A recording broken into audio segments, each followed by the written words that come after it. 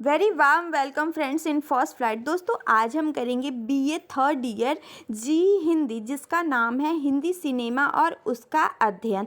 दोस्तों इसमें हमने फर्स्ट टॉपिक कर लिया है। सेकंड टॉपिक हमने किया था, उसका फर्स्ट पार्ट हो गया था हिंदी सिनेमा और उद्भव और विकास। उसी का आज हम सेकंड पार्ट करेंगे, सबाक फिल्मों का आरंभ या दौर कह लीजिए। मतलब इसमें हिंदी सिनेमा उद्भव एवं विकास में हमने मूक फिल्में कर ली थी। आज हम करेंगे पार्ट सेकंड में सबाक फिल्मों का आरंभ। तो दोस्तों पहली फिल्म जो थी, पहली बोलती फिल्म, पहली मूक फिल्म कौन सी थी? तो पहली मूक फिल्म थी राजा हरिश्चंद्र, जिसका निर्माण कब किया गया था दोस्तों? तो सन 1913 में किया गया था। उसी के अपोजिट सन 1931 में पहली बोलती फिल्म बनाई गई, जिसका नाम था आलम आरा।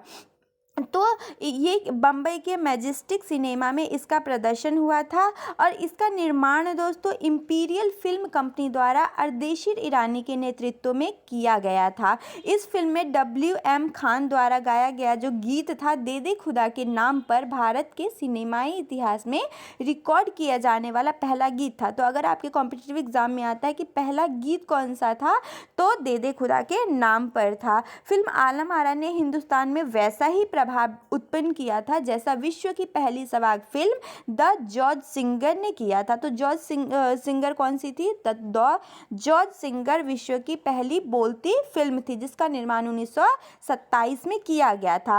आलम आरा की लोकप्रियता सिर्फ उसके सबाक होने की वजह से नहीं थी दोस्तों, इसमें मैटर या इसमें सब्जेक्ट मैटर इतना अच्छा था कि उसकी वजह से भी उसे पसंद किया जाने लगा दर्शकों द्वारा। उसके बाद सन 1931 में केवल आलम आरा ही प्रदर्शित नहीं हुई थी, बल्कि जो बोलती फिल्म बहुत सारी प्रदर्शित की गई थी। तो आलम आरा की जो निर्माण कंपनी थी इंपीरियल ने उसी साल 4 अन्य सबाक फिल्मों का भी निर्माण किया था।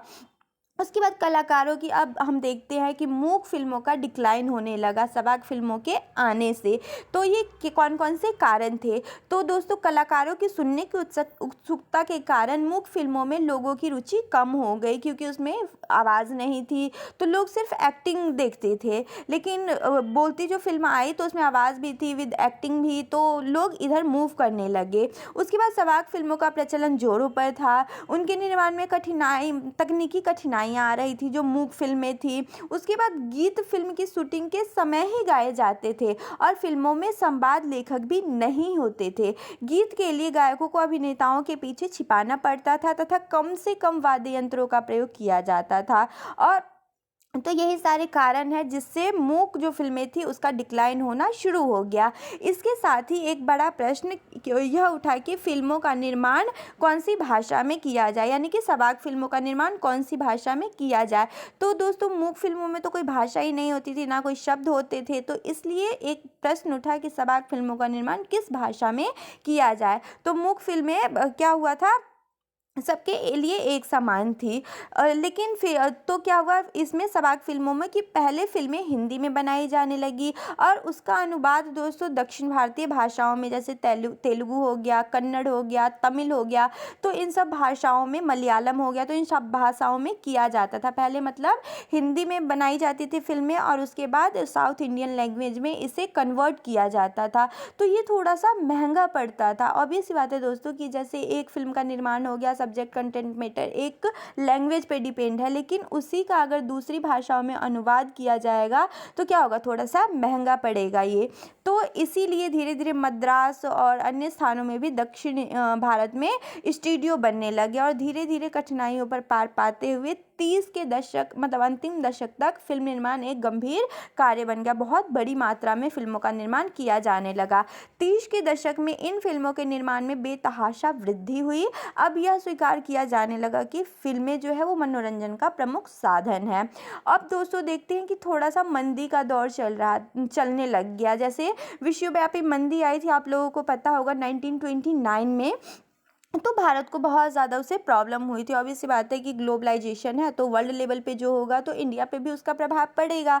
तो 1929 में भी ऐसा ही हुआ था। उसके बाद उस मंदी से जब भारत उबरने के बाद सेकेंड वर्ल्ड वार आ गया 1939 टू 1945, तो उससे भी भारत को बहुत ज़्यादा प्रॉब्लम हुई और फिल्म उद्योग पर भी इन दोनों घटनाओं का बहुत ज़्यादा प्रभाव पड़ा। लेकिन इसके बावजूद भी दोस्तों देखते हैं कि युद्ध के दौरान इस मान्यता को भी बल मिला कि फिल्में प्रचार प्रसार और जनमत निर्माण का प्रमुख साधन बन सकते हैं। मतलब फिल्मों के निर्माण से लोगों को इन्फ्लुएंस किया जा सकता है युद्ध में भाग लेने के लिए, मतलब आर्मी वगैरह को। दर्शकों और सिनेमा घरों की संख्या में भी वृद्धि हुई इसके चलते। उसके बाद फलस्वरूप फिल्म उद्योग ने खूब पैसा कमाना आरंभ कर दिया और इसका परिणाम यह हुआ कि फिल्म अभिनेता अभिनेत्रियों के पारिश्रमिक यानी उनके इनकम में बहुत ज़्यादा वृद्धि हुई।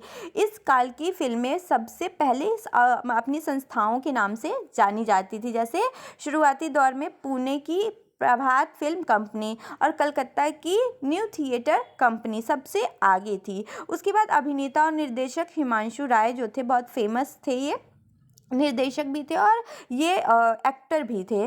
तो इन्होंने 1933 में बॉम्बे टॉकीज की स्थापना की। ये एक फिल्म कंपनी है और नए शक्ति केंद्र को जन्म दिया।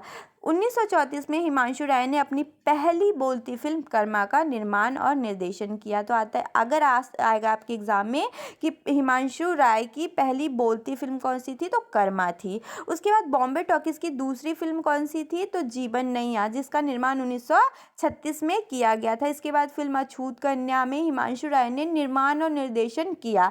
फिल्म काफ़ी सफल रही और कलाकार अशोक जो थे, अशोक कुमार और देविका रानी की जोड़ी देश भर में देखने को मिली। Actor Ashok Kumar and Devika Rani actress. Bombay talkies उन दिनों फिल्म प्रशिक्षण के लिहाज से सबसे उपयुक्त, मतलब सबसे अच्छी मानी जाती थी।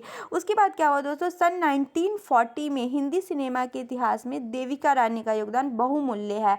जो एक्ट्रेस देविका रानी है उनको दादा साहब फाल्के अवार्ड से भी नवाजा गया। और अगर आपके एग्ज़ाम में आता है कि भारत की पहली एक्ट्रेस जिन्होंने दादा साहब फाल्के अवार्ड पाया है, तो देविका रानी ही आएगा उसमें। उसके बाद 1933 में प्रभात फिल्म कंपनी ने सैरंध्री नामक भारत की पहली रंगीन फिल्म का निर्माण किया। तो आएगा कि किस फिल्म कंपनी ने कौन सी भारत की पहली फिल्म का निर्माण किया, तो प्रभात फिल्म कंपनी। और भारत की पहली रंगीन फिल्म कौन सी थी, तो सैरंध्री थी। उसके बाद इस फिल्म को जर्मनी में संसाधित यानी कि उसे कट कॉपी पेस्ट के लिए भेजा गया।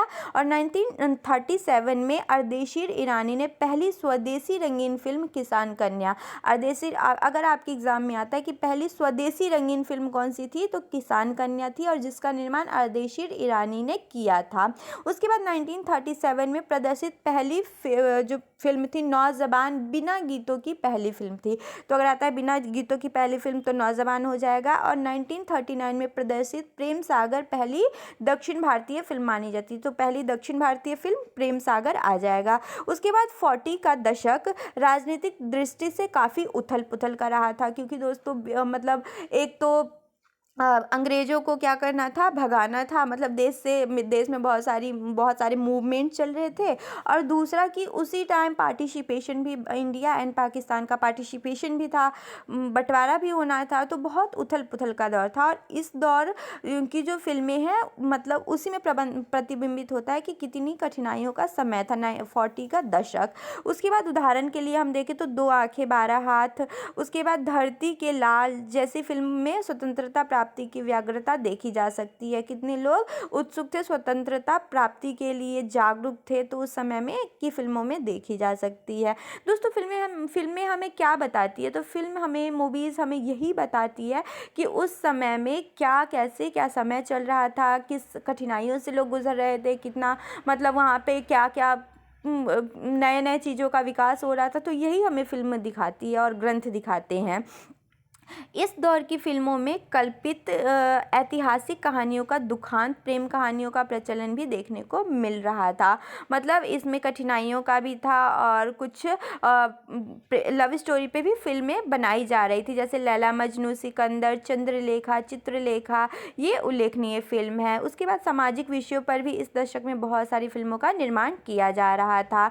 उसके बाद अगर हम उदाहरण देखें तो महमूद खान द्वारा निर्मित औरत, चेतन आनंद द्वारा निर्मित नीचा नगर, सोहराब मोदी द्वारा निर्मित पुकार आदि उल्लेखनीय है, जो सामाजिक विषयों पर आधारित फिल्में थी। उसके बाद हम देखते हैं 30-40 के दशक की कुछ प्रमुख फिल्में।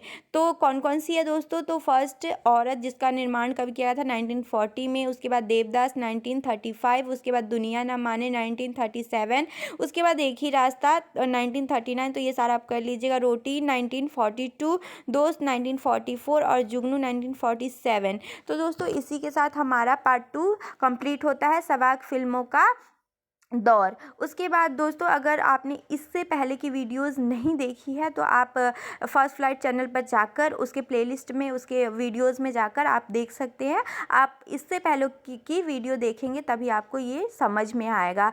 तो दोस्तों इसी के साथ अगर आपको ये वीडियो अच्छी लगी तो वीडियो को लाइक कीजिए, चैनल को सब्सक्राइब कीजिए और दोस्तों में शेयर करना मत भूलिए।